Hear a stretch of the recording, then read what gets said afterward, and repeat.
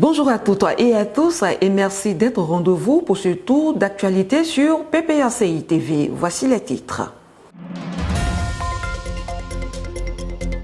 Le président Laurent Gbagbo apporte son soutien aux populations de Kosandji.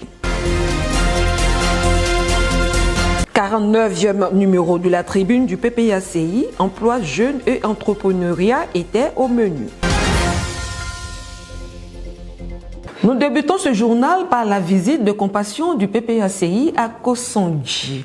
Les populations de Kosandji, un village du département d'Alépé situé dans la région de la Mé, ont fait l'objet d'une violente attaque dans la nuit du 4 au 5 août dernier. Au nom du président Laurent Gbagbo, une délégation du PPACI conduite par le commissaire général du pacte social Jean-Gervais Tchéidé était au chevet des victimes ce lundi. Les populations de Kosandji, dans le département d'Alépé, les 4 et 5 août dernier, ont subi une attaque des hommes en armes. Cette attaque a occasionné d'énormes dégâts humains et matériels. Ayant appris les nouvelles, une délégation du PPACI conduite par le commissaire général du pacte social Jean-Gervais Tchéidé est allée apporter la compassion du président Laurent Gbagbo aux populations de cette localité. Sur place, les émissaires du parti ont pu constater l'ampleur des dégâts. Boutiques saccagées, commerces pillés et surtout des vies brisées. Des images lourdes de sens. Malgré l'horreur vécue, la population est restée digne. Elle a accueilli la délégation du PPACI, puis l'a conduite chez le chef du village. Une situation difficile à supporter. Après l'observation d'une minute de silence à la mémoire des personnes décédées et échanger les civilités, le porte-parole du chef du village est revenu sur les tragiques événements. Ici, à Kosandji, ont vécu de la terre. Et après un moment, on a fait de nos terres une réserve, une forêt classée. Et quand ils ont fait cela, ils nous ont interdit donc d'aller dans cette réserve-là, cette forêt classée. Il s'est trouvé qu'arrivé un moment, des gens qui ne sont même pas ivoiriens, mais se sont installés dans cette forêt. Il s'est trouvé donc que nous aussi ne pouvons pas accepter cela. Et il s'est trouvé donc qu'il y a eu des dissensions entre nous et ces gens qui se sont installés là. Et donc, ceux qui se sont installés ici au village, qui sont des commerçants, mais qui ne sont pas fils, ne sont pas autochtones, et c'est eux qui leur livrent des marchandises là-bas, qui les nourrissent, voilà. Et cela nous énervait, cela énervait la jeunesse. Et donc, dans cette colère, nous ne pouvons pas accepter cet état de fait-là, alors que nos jeunesses ne pouvons pas accepter cela. Eux aussi s'apprêtaient quelque part là-bas, nous on ne savait pas. Il s'est trouvé qu'il y a eu un maître pays, c'est ça, et un manœuvre, donc un propriétaire et un manœuvre qui avait un problème de terre, de plantation. Ils se sont chamaillés dans la brousse là-bas. Cette affaire est arrivée chez le chef ici. Voilà, donc le chef a eu la sagesse de leur dire, quand vous êtes blessé là, allez à l'hôpital et après vous allez revenir ici pour qu'on en parle. Il s'est trouvé qu'il y a quelqu'un qui les a accompagnés à moto ici chez le chef. Et à l'hôpital avec le malade. Et c'est celui-là, on lui a dit de se calmer, d'attendre le lendemain qu'on en parle. C'est lui qui a donc alerté les gens jusqu'à alerter des gens qui étaient vraiment armés. Donc, il ne voulait pas attendre. Le chef lui a dit d'attendre. Il ne voulait pas attendre. Et il a refusé. C'est lui donc qui a dû alerter les gens à gauche, à droite. Et c'est donc ce groupe-là qui est venu surprendre le village armé et qui ont fait ce qui n'est pas à faire. Portant la voix du président Laurent Gbagbo, le commissaire général du pacte social a assuré les populations de Kosandji du soutien total du PPACI. Nous sommes là surtout au nom du président Laurent Gbagbo et au nom du PPACI, pour vous dire Yako. Yako. Notre pays traverse des moments difficiles. Notre pays traverse des temps très difficiles. Depuis quelques années, depuis des décennies maintenant, la Côte d'Ivoire est la proie de secousses. Est en proie à des secousses, des problèmes de terre, des crises militaro-politiques qui nous fatiguent, qui épuisent les populations, qui hypothèquent l'avenir de la jeunesse. Le président Gbagbo vous dit, Yako. Les pays qu'on voit aujourd'hui, qui sont des pays forts, qu'on admire, auxquels on veut ressembler parce qu'ils sont grands, ils sont puissants, sont des pays qui sont passés par des crises très graves. C'est quand tu traverses des épreuves que tu deviens fort. Nous traversons des épreuves. Soyons courageux. Soyons courageux. Soyons résistants. Soyons patients. Ne baissons pas la tête. Gardons notre tête haute. Parce que la dignité ne se monnaie pas. La dignité ne se monnaie pas. Le PPACI se tient à vos côtés. Le PPACI de Laurent Gbagbo se tient à vos côtés. Ce qui s'est passé est inadmissible, intolérable et doit être réparé. En attendant, comme vous nous dites qu'il y a eu 6 morts, dont 2 bébés, 2 enfants, le président Gbagbo vous annonce que nous reviendrons lorsque vous aurez fixé les dates des funérailles pour être à vos côtés aussi. Nous serons là avec vous. L'émissaire du président Laurent Gbagbo a appelé au calme, à la cohésion et a promis de porter la voix des victimes auprès des autorités compétentes pour que justice soit faite. Que le PPACI, en tant que parti d'opposition responsable, interpellera le gouvernement pour qu'il prenne des mesures pour que ces genres de situations qu'on constate un peu partout en Côte d'Ivoire, où des forêts classées sont occupées illégalement par des personnes qui n'en ont pas le droit, au vu aussi des autorités, et que cela s'arrête. Que des personnes qui n'ont pas le droit de porter des armes, telles que les dozos qui attaquent, ou bien d'autres personnes qui sont armées de kalash, que cela aussi soit arrêté et que 15 ans après la crise, eh bien, on retrouve la paix et que tout le monde se sente en sécurité. Une violence de trop pour la population ivoirienne après celle vécue pendant la crise post-électorale. Après cet élan de solidarité, le PPACI s'intéresse à l'avenir des jeunes. Le 49e numéro de la tribune du PPACI consacré à l'emploi des jeunes et à l'entrepreneuriat était au programme ce mardi 11 août au siège du parti. Le secrétaire général adjoint Fabrice Lago, chargé du pilier, était face à la presse nationale et internationale. Ange Abraham. Dans le cadre du pacte social proposé par le président Laurent Gbagbo et son parti, le PPACI, le secrétaire général adjoint Lago Fabrice Di Stibeko a passé en revue la situation de l'emploi des jeunes et l'entrepreneuriat en Côte d'Ivoire. En présence du commissaire général du dit pacte social et les membres de la direction du parti, le conférencier a fait un état des lieux de l'emploi des jeunes en Côte d'Ivoire. Plus de 2,1 millions de jeunes Ivoiriens ne sont ni en emploi, ni en études, ni en formation.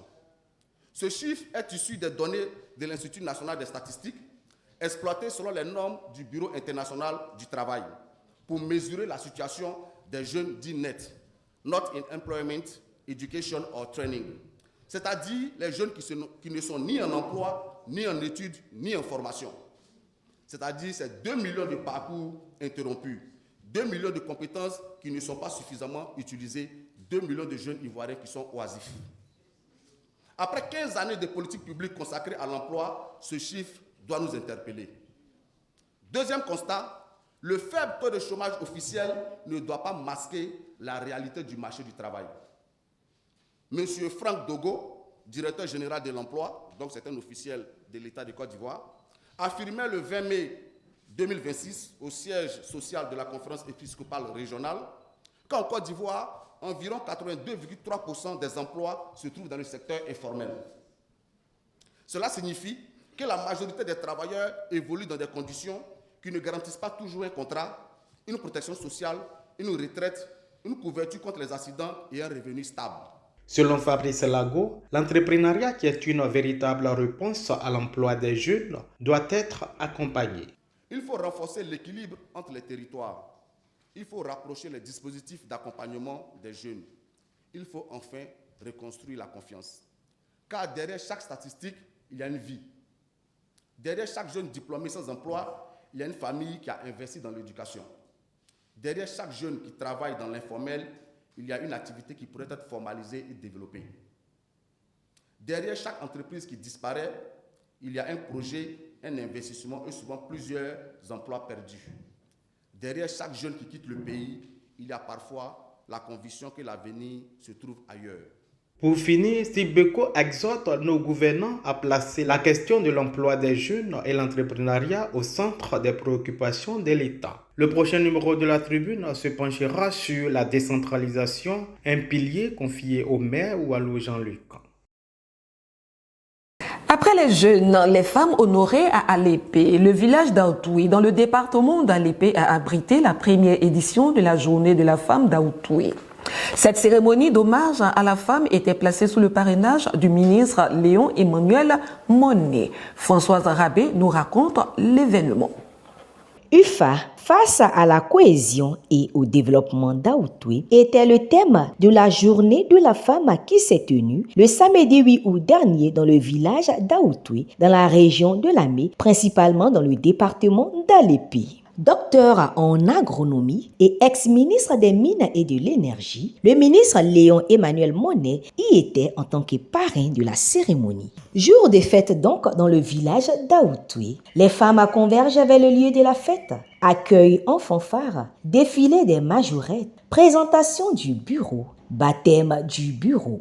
C'est dans la joie que les femmes de l'UFA ont présenté leur projet au ministre Léon Emmanuel Monnet, c'est-à-dire transformer le manioc, l'acquisition d'une bâchie, afin de permettre à ces femmes productrices de manioc de pouvoir transformer ce tubercule tant prisé par les Ivoiriens. Ce tubercule qui permet de fabriquer l'attiéké, le mets totalement ivoirien et prisé de tous dans le monde.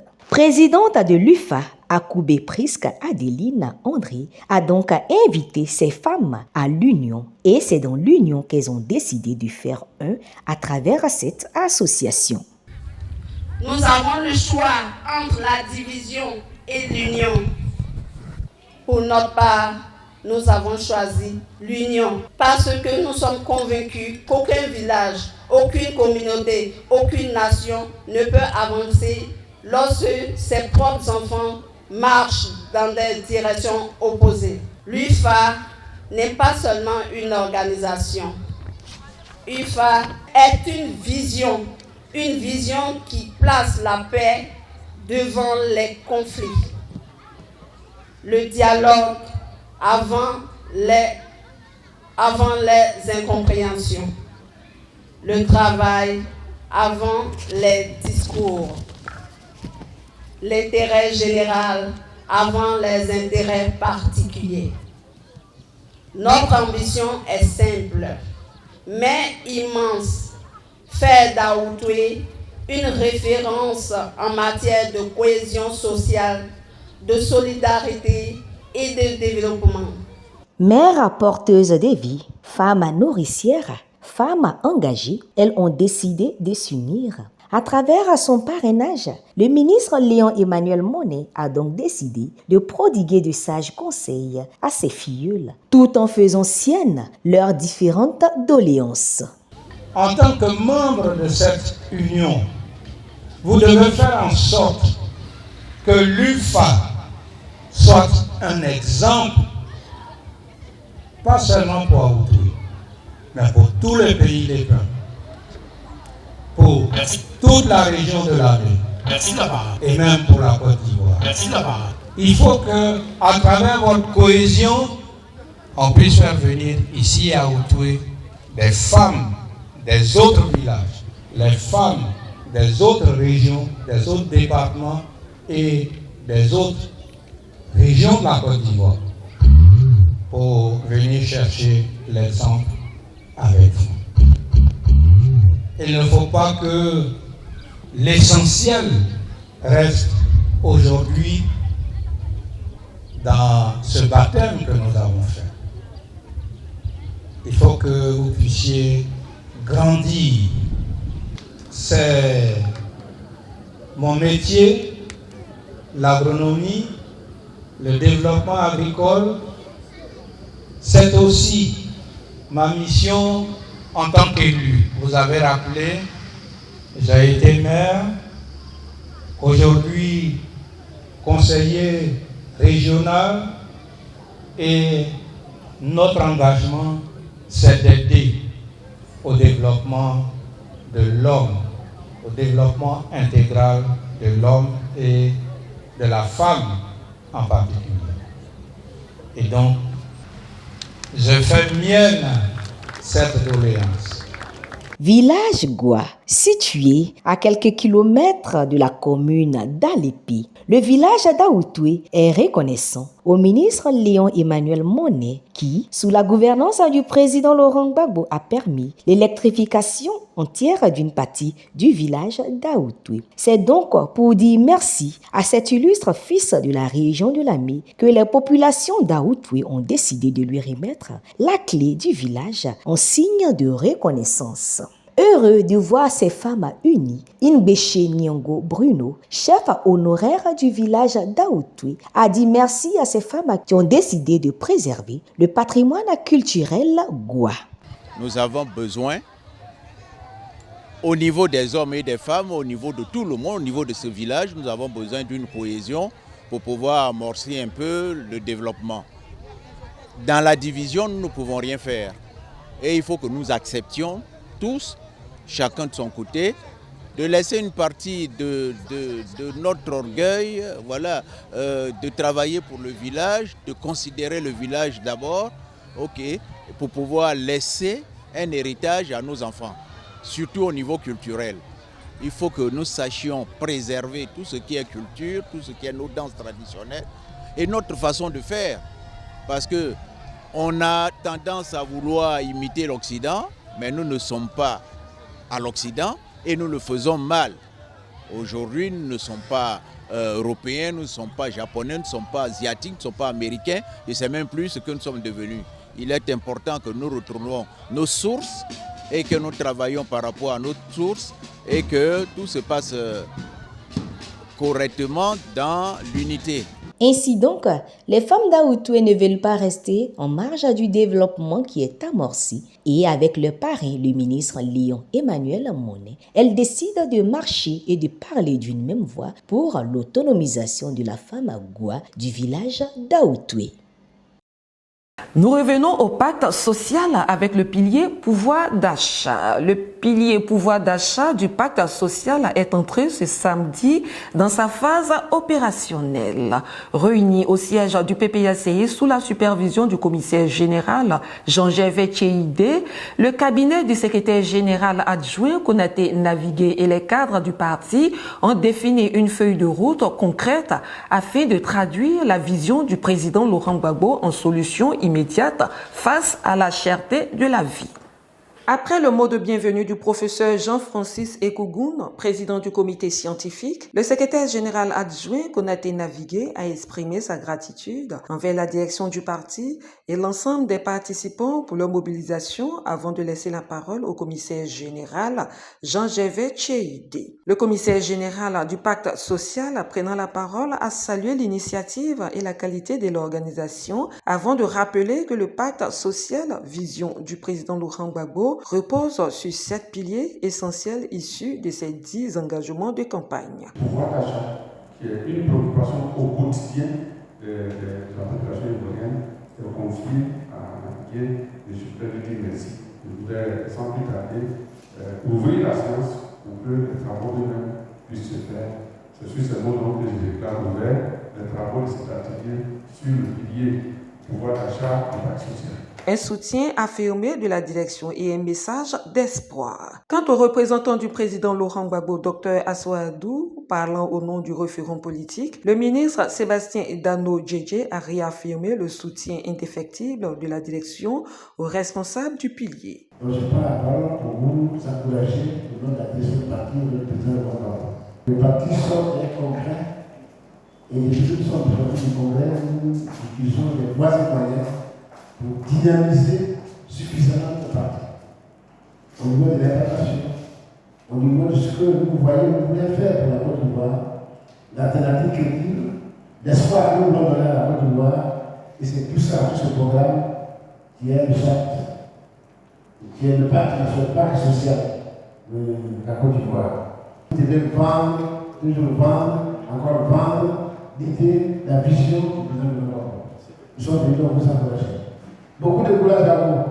Ce n'est pas simple, mais avec la force, avec l'engagement, nous y arriverons. La parole a ensuite été donnée au Dr Nyoleba Martin Zaoré, dont la communication sur le cadrage macroéconomique et le pouvoir d'achat en Côte d'Ivoire a permis de dresser un état des lieux précis. L'expert a insisté sur la nécessité de mener des réformes structurelles dans les secteurs clés que sont l'alimentation, l'énergie et l'emploi. Il a démontré que les ménages ivoiriens, comme ceux de l'Afrique de l'Ouest, consacrent une part substantielle de leur budget à ces postes de dépenses. Au terme de sa communication, des échanges ont suivi. Et pour finir, une feuille de route précise a été remise aux membres du cabinet. Celle-ci alignée sur la vision du président Laurent Gbagbo. Au sortir de cet atelier, le secrétaire général adjoint en charge du pilier pouvoir d'achat revient sur cette activité. Quand on va finir les différentes tribunes, nous serons amenés à aller sur le terrain. Il faudrait que le responsable des transports, le responsable du logement sache ce qu'il doit faire exactement sur le terrain. C'est ça qu'on a mis sur un papier. Et le commissaire du pacte social avec le ministre Dano Didier nous ont fait l'honneur de venir nous appuyer pour distribuer ces feuilles de route au nom du président Gbagbo qui porte la vision. Et donc je pense que c'est pour être prêt en tout moment et en toutes circonstances. Aujourd'hui, si on dit demain, il faut aller sur le terrain, mon équipe est prête. Ce matin, l'atelier répond à la remise des feuilles de route, à la remise des rôles que j'ai attribués à chacun. L'atelier répond à ça. Il fallait élaborer, réfléchir pour élaborer des feuilles de route pour donner à chacun d'eux pour qu'ils puissent avoir de la matière pour aller sur le terrain pour faire le travail. Donc nous avons pensé qu'il était bon de venir travailler ensemble sur cette feuille de route. Voilà l'objet de l'atelier. Le commissaire général du pacte social, pour sa part, a félicité le responsable du pacte social et invite les autres ambassadeurs à lui emboîter le pas. J'encourage les autres ambassadeurs à faire pareil parce que la réflexion précède toujours l'action. Et dans le calendrier, dans le chronogramme de nos travaux, il est prévu de se déployer sur le terrain. Après avoir présenté le pacte social, après avoir organisé des numéros de la tribune pour présenter chaque pilier, la prochaine étape, c'est d'aller sur le terrain pour la vulgarisation du pacte social, qui est la vision du président Laurent Gbagbo pour une Côte d'Ivoire plus solidaire, plus sociale, plus humaine, où aucun Ivoirien n'est laissé au bord de la route, où la prospérité tant prônée, tant célébrée, profite à chacun et de façon claire dans sa vie de tous les jours. Et en l'occurrence, en parlant du pouvoir d'achat et de la cherté de la vie, nous sommes au bon endroit, nous sommes en plein dans ce que le président Laurent Gbagbo veut faire pour que la Côte d'Ivoire soit plus heureuse et que les Ivoiriens soient plus heureux chacun à son niveau. Membre du cabinet du pacte social, Begré se dit prêt à faire sa part pour la réussite des objectifs que s'est fixé le pilier. Le pouvoir d'achat, c'est avec beaucoup de satisfaction et nous mesurons l'ampleur de nos tâches. Alors, il s'agit de diagnostiquer le milieu du transport en Côte d'Ivoire, de faire des analyses et puis faire des propositions au parti qui va les présenter au peuple ivoirien. Nous allons nous atteler à faire cela et c'est avec beaucoup d'engouement que nous allons nous mettre au travail de façon sérieuse pour que les Ivoiriens soient satisfaits du PPACI au niveau du pacte social. Cet atelier marque ainsi une étape décisive dans la concrétisation du pacte social. Le pilier pouvoir d'achat se dote désormais d'outils opérationnels et d'une stratégie claire pour agir sur le terrain au service de tous les Ivoiriens. C'est ici que prend fin cette édition. N'oublions surtout pas nos prisonniers d'opinion. Au revoir.